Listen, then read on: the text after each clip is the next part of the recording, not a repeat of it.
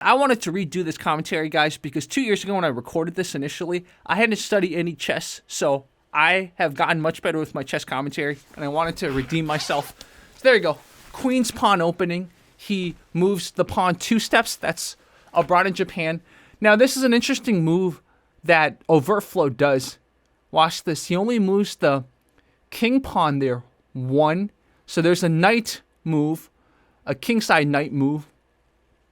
And Overtflow is definitely not as good at chess, I would say, as abroad in Japan. So that's a bishop move right here. That's a bishop move to check. So look at that. You notice that the knight was placed wrong. That was pretty funny.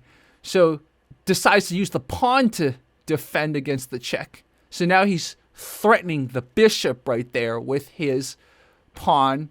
So Overtflow retreats the bishop diagonally. So now look at abroad in Japan developing his pieces. Abroad in Japan was probably planning a London opening, it's often called, but because he got checked early, his pieces are a little bit different than the London opening. But the London opening castles quickly, right? The opening, as you are usually taught, is to you want to develop your pieces, you want to control the center. The center is the center square, and then you want to also protect your king. So we have 2 knights on the rim by Overtflow. There's a little saying knights on the rim are dim, so they don't control as many pieces or as many squares, sorry, when they're on the rim. So knight on the rim is not always a good play, especially in the beginning. So if you look at this board right now, abroad in Japan has much better control than Overtflow. So this is something that will pay off later. So 5 seconds left in this chess round, and then it goes into boxing. Let's look at the pieces as they are. We have a bishop here that's got control of this diagonal, plus it's threatening this knight of Overtflow's, abroad in Japan's in white. He's got a bishop here that's also threatening this knight, and also has all this diagonal control. He's got 1 pawn here blocking this and threatening this. And on top of that, this center is also being challenged / controlled by this bishop and a knight. His queen hasn't been moved out, and this knight hasn't been developed yet, but abroad in Japan is close to castling if he chooses. This is called the kingside castle. Let's look at Overtflow here. Overtflow has a knight on the rim, which only threatens this pawn, and then can retreat here or here. He's got a bishop that's being blocked by this pawn, so the bishop's sight is only here. This bishop is undeveloped. This rook is also a little bit blocked. This queen has a little bit control of these diagonals, so this pawn that he played in the first move opened up the diagonal for the queen. The king is still here, relatively unprotected, and then probably is going to castle. And then there's also a knight here that sort of controls this and can also retreat back here. He's got 1 pawn here potentially challenging the center, and another pawn here potentially challenging the center. For opening, the advantage definitely goes to abroad in Japan. So now Overtflow and abroad in Japan gonna go in for some boxing. Now Overtflow's chin is a little high, but he seems much more accurate with his punches. Abroad in Japan, his stance is a little low sometimes, which happens with people who just start boxing. He's also not really good at counterattacking. He's mostly using his face to eat up shots. Overtflow, I believe, does jiu-jitsu, so he's a little bit more used to this sort of contact, right? But I don't know how much boxing he's had. When I first recorded this commentary, he didn't have anything to say about my boxing commentary, so I'm sure he was okay with it. But obviously, Overtflow is the more skilled guy. But he should know, I hope he knows, that chess-wise, he's not having the advantage right now. He's almost switching to a Phyllis shell right there. So there are a lot more rounds, so you can't gas yourself out, but you should definitely do some damage to abroad in Japan so he doesn't play chess as well. So on top of that, abroad in Japan, besides eating more punches, he's also expending way more energy than Overtflow, which will also make his chess playing bad, right? Look at Overtflow just chilling. He's like, punch my elbow. Nice little jab cross combo right there. And about 4 seconds, Abroad in Japan's gonna survive to the next round. Let's see how well they play chess. We have the game started, and it looks like, if you look at Abroad in Japan in white, he is already developing more pieces, and he took the bishop and did a check right there. He's protected by the queen. So the first move he did, he moved the queen into position to do a bishop-queen type of attack. So now he's going to take the rook right there. His other bishop, his dark square bishop, is going to take the rook if he sees it. Let's see if he sees it. Okay, so second boxing round. Overtflow knows he's in trouble, like in a lot of trouble when it comes to the chess. So he's got to be a little bit more aggressive. And he is. He's using hooks and jabs. His chin's still a little high. Oh, I like that. He telegraphed that he was going to throw a jab, and then he sort of threw a cross. He also, Overtflow switches his stances, which is very interesting. Abroad in Japan also kind of understanding maybe I shouldn't engage. So look at that. He's not taking as many strikes to the face as in round one. That's very smart. Ooh, never mind. Spoke too early. Don't take too many of those, Abroad in Japan. Just let him come to you because you're winning in the chess round. Just dance around. Oh, he actually got him. Abroad in Japan got him. Abroad in Japan throws both his hands sometimes. It's a sign of someone who sort of just started with striking. They can't do a left-right or right-left. So, look at Overtflow. Overtflow, you got 30 seconds, man. Do some damage. Oh, got a little standing count. So, I guess our ref has determined that little strike right here did some damage. So here he is. He's treating this a little bit too much like a jiu-jitsu match, man. Overtflow needs to either have aggression or have a lot more power in his strikes, man, because he's going to lose the chess round. So, stocking down Abroad in Japan, but Overtflow is just not doing the damage, man. Yep. So, it goes into the next round. Unfortunately, the digital board was broken, so we can't really see what they're doing, but we just have to look at the physical board. So we'll pause it here once he takes his hand off and see what happens. Okay, here we go. Abroad in Japan's queen is right here, I believe. So he's got a bishop here. He's got a queen here. He's got a rook here. So Overtflow, let's say queen, bishop, rook, knight, rook. So somehow, Abroad in Japan didn't make the trade that would have benefited him. He didn't take the rook of Overtflow. That's really interesting. He's making a threat here. I don't know what's going on here, because can't the king just capture this piece? We'll see what's going on. I mean, there's a lot of weird stuff going on right now. He's probably a little tired, might be a little rattled. Let's see what happens here. Can't the king just capture the queen? Exactly. That's what I thought. So he lost his queen, but it's not the end of the world because Abroad in Japan has his pieces much more developed. So now Overtflow is getting his rook out of the way. So Abroad in Japan moving the knight on the rim right there. And then our Overtflow is just raised the pawn right there. Raised the pawn, just moved the pawn. Okay, now the board is updated. So, look at the rooks lined up over there. So now the rook has advanced to e3.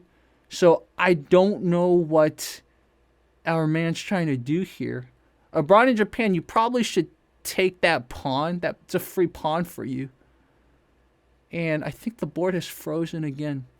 So guys, unfortunately, the machine broke again. We weren't able to see all the pieces, but here's how it ended up. So there's still, right here, a bishop from Abroad in Japan that's being protected by the knight, but it is being threatened by the queen of Overtflow.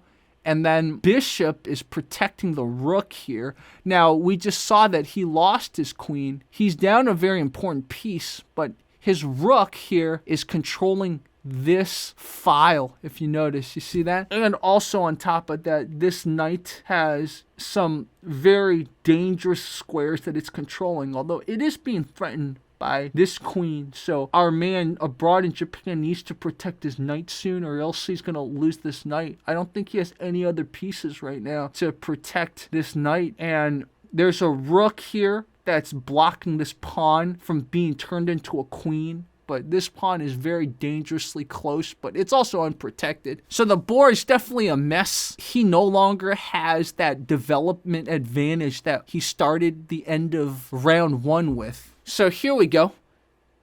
I know Overtflow's feeling much more confident now.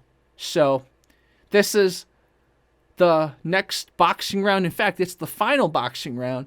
So Overtflow, I think if he can do as much damage to abroad in Japan and force a checkmate soon, then he's got this. But again, I just don't know if he can force a checkmate. Again, endgames are very tricky, man. When I started studying chess, besides just understanding chess variations, I studied endgames all the time, because you could play all the way, you could be up so many pieces, but you mess up the endgame and suddenly a stalemate. It's happened to me a few times. I moved the queen or I moved something wrong and suddenly I accidentally stalemated. It's the funniest thing. And if you look at these chess boxing matches, there's a time limit. So I hope Overtflow has studied his endgames, because if you're not going to knock out or really do damage to abroad in Japan, he might just survive in the chess round, man. So we'll see what happens. But Overtflow he's got better skill, but he's just not doing enough damage, man. You see that? He's being very, very safe in his kind of entries. He's not eating too many strikes from abroad in Japan. You see, he's being very defensive. And if you see, it goes to the final chess round. And abroad in Japan is very likely gonna either draw this or win this. I don't remember who won this because it's been so long and I've made so many videos. Okay, here we go. Abroad in Japan, I think that's a bishop move. So he's using the bishop to protect the knight. So Overtflow moves his knight closer to the center, which is, if you look, there's a pawn right there that can capture the knight. Abroad in Japan, center pawn can capture the knight. And then we have, now, his incentive was not to do that. I don't know why, because at first I thought Overtflow's queen could have captured the other pawn over there, but it's not. He could have just captured that knight over there. Oh, we'll see what happens. It would have been a good trade, basically. He would have lost a pawn, and then if Overtflow chose to continue trading, then he would have gained another bishop too. But yeah, I don't know what that was. Yeah. So he decides to capture the other pawn of Overtflow with his knight. So now the camera decides not to show us the action.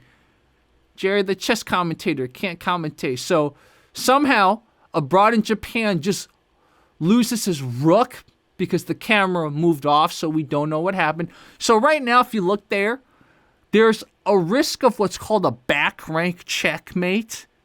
So abroad in Japan better be careful. If there's a queen or a rook that can get to the back rank of abroad in Japan, there's a risk of back rank checkmate. Right there, up your pawn, up your pawn, up your pawn. There's a pawn there that Overtflow is not upping. Up your pawn right there. Dude, he doesn't notice his pawn's there. Overtflow doesn't notice his pawn could turn into a queen. Wow, Overtflow is throwing away this game. And now, if you look at what abroad in Japan's doing, he's getting his kingside pawns into the game. Dude, Overtflow still doesn't see that he's got a black pawn there that can promote. What are you doing, Overtflow? This is hilarious. See? There it is. He's preparing for... He's going to attack the back rank now. Overtflow is trying to attack the back rank. So, Abroad in Japan is getting his king into the action and also getting the king out of the back rank. Look at Overtflow right there lining up his 2 rooks, right? 2 rooks are very powerful. They protect each other. So, but Overtflow literally still doesn't see. He still doesn't see that his pawn could have turned into a queen. So, very likely an endgame right here. And Abroad in Japan has taken too many punches and is also tired. He gets his knight taken. So then he just took his bishop and recaptured the queen. So now Overtflow ups the rook. Oh no! Abroad in Japan just sacrificed his bishop for no reason. Okay, Abroad in Japan still has a rook there and a bunch of pawns. So he's attacking with the pawn. Let's see. Abroad in Japan better be careful. Oh my god, Overtflow. Don't you see your pawn can become a queen? So, alright. It still might be an endgame win for Overtflow. So, Abroad in Japan must be panicking a little. So, that's a pawn capture. Now, the king of Overtflow is very... No, you can't do that. That was check.